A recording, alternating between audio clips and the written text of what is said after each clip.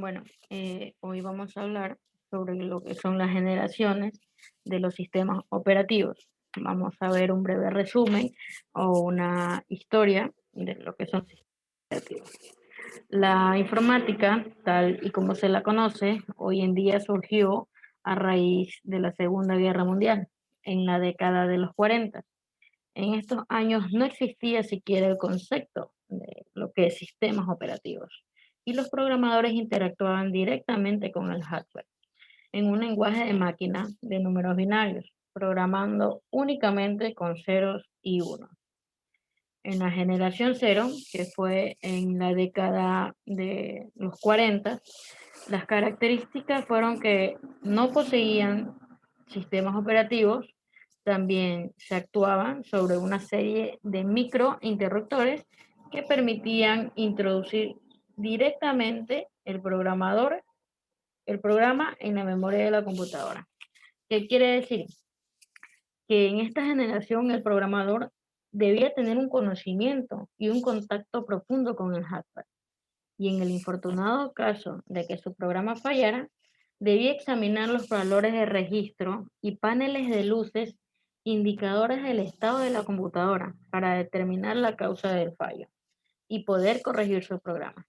Además de enfrentarse nuevamente con los procedimientos de apartar tiempo del sistema y poner a punto los compiladores, los ligadores, etcétera, para volver a correr su programa. Es decir, enfrentaba el problema de un procesamiento serial. En lo que es la primera generación, dentro de la década de 1950, con el objetivo de facilitar la interacción entre la persona y la computadora, hacen una aparición discreta y bastante simple, con conceptos tales como el monitor residente, el proceso por lote y el almacenamiento temporal. ¿Qué quiere decir? El operador en esta generación se dio cuenta que, o sea, el programador se dio cuenta que el operador realizaba siempre una secuencia de pasos repetitivos, lo cual es una característica contemplada en lo que es la definición de lo que es un programa.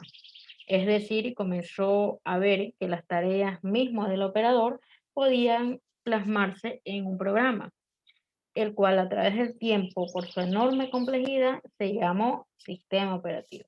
Es aquí donde sale el concepto de lo que es un sistema operativo. Cuando el trabajo estaba en ejecución, este tenía el control total de la máquina.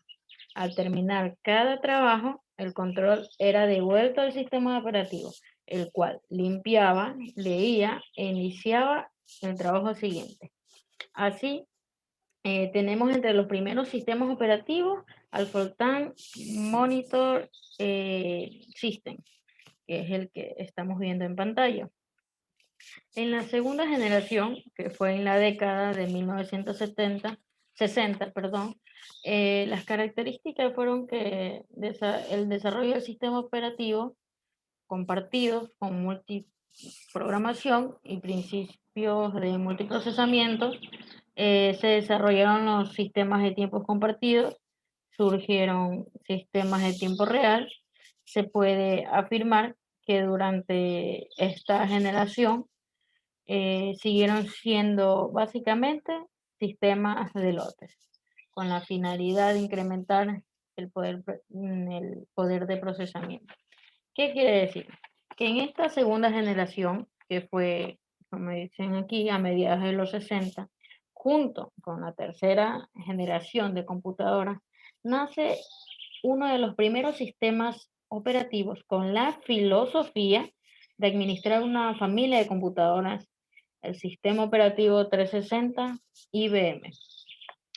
Fue esto un proyecto tan novedoso y ambicioso que enfrentó por primera vez una serie de problemas conflictivos debido a que anteriormente las computadoras eran creadas para dos propósitos en general, el comercial y el científico. Así, al tratar de crear un solo sistema operativo para computadoras que podían dedicarse a un propósito o a los dos, puso en evidencia la problemática del trabajo en equipos de análisis, diseños e implementación de sistemas grandes. El resultado fue un sistema del cual uno de sus mismos diseñadores patentizó su opinión en la portada de un libro. Una horda de bestias prehistóricas atacadas en un foso de brea. Eso quiere decir que fue un completo desastre el proyecto, no se llegó a su objetivo, surgieron muchos problemas y es aquí donde incluyen lo que fue la tercera generación, que fue a partir de la década de 1965 a 1975. Las características, bueno, los computadores de esta generación fueron diseñados como sistemas para usos generales. Eran sistemas de modos múltiples. Estos sistemas introdujeron mayor complejidad a los ambientes computacionales. Los ordenadores experimentaban un aumento de velocidad. Como vemos en la imagen, es aquí donde aparecen los circuitos integrados y la multiprogramación. ¿Qué quiere decir? Los computadores de esta generación fueron diseñados como sistemas para usos generales. Casi siempre eran sistemas grandes, voluminosos, con el propósito de hacerlo todo para la gente. Eran sistemas de modos múltiples, algunos de ellos portaban simultáneamente los procesos por lotes, tiempo compartido, procesamiento de tiempo real y multiprocesamiento.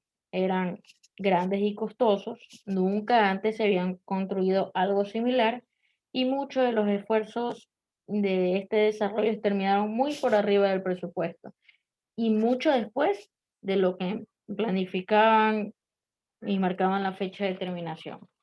Esto es comprensible porque, como dice acá, nunca antes lo habían hecho, no sabían a lo que se enfrentaban, no terminaban a tiempo, costaban más de lo que decían que podía costar.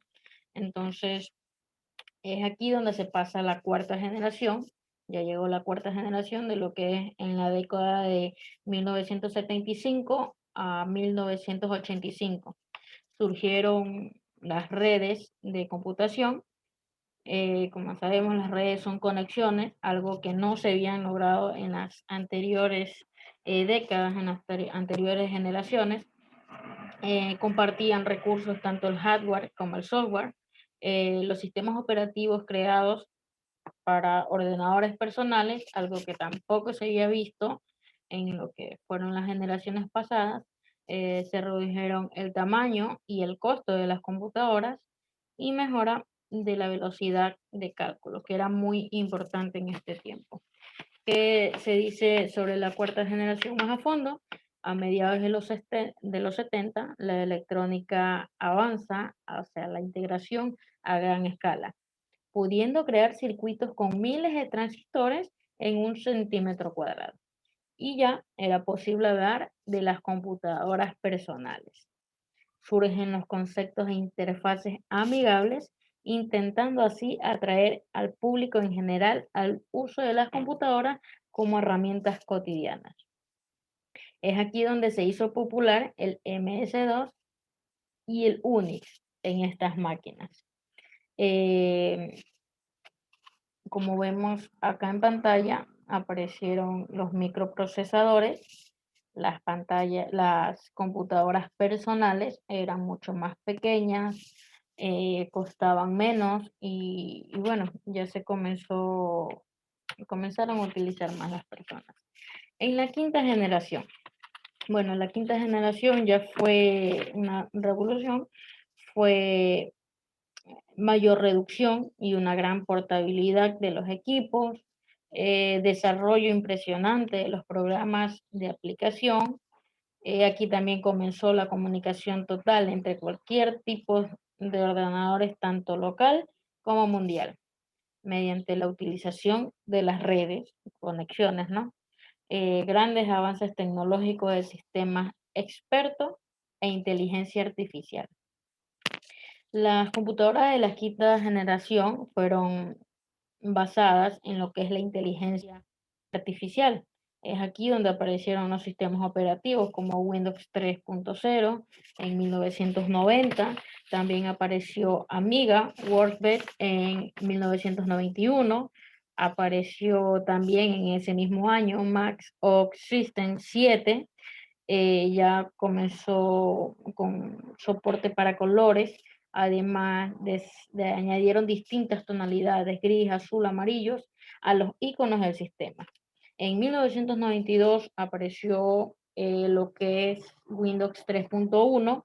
Esta fue la versión de Windows, fue la primera en incluir tipografías TrueType, que estaban instaladas por defecto y que convirtieron a Windows en una plataforma muy eficiente. En 2009 salió lo que es Windows 7, que es muy conocida. Esta versión fue diseñada para el uso en PC, incluyendo equipos de escritorios, hogares, oficinas, equipos portátiles, tablets, PC, netbooks y equipos media center. Apareció en 2010 Mac OS X Lion, fue la octava versión de Mac OS X, y en 2012 termina esta generación con un sistema operativo que fue Windows 8 y Mac OS Mustang Lion, que llegaron nuevas actualizaciones en este mismo año. Es así como llega la sexta generación, que es la que actualmente vivimos. En esta generación, bueno, las computadoras cuentan con arquitecturas combinadas. Se han creado computadoras capaces de realizar más de millón de operaciones aritméticas de punto flotante por segundo, llamadas teraflops. Algunas de ellas son inteligencia artificial distribuida, teorías de caos, sistemas difusos, holografía, transistores ópticos, etc. Y es así como vamos avanzando cada día, que es el avance de los sistemas operativos. Vemos que ha habido grandes cambios desde la generación 0 hasta la actualidad. Ha sido un cambio impresionante. En conclusión, en los sistemas operativos vemos que tardaron una década cada uno en evolucionar, a excepción de la generación 2, que se incluyó la generación número 3 en esa misma década. En nuestra actualidad existen grandes cambios gracias a los avances tecnológicos para brindarnos un mejor servicio para nuestros ordenadores. Vemos que los sistemas operativos son tan necesarios que sin ellos una máquina no funcionaría. Más claro, son indispensables. Eso es todo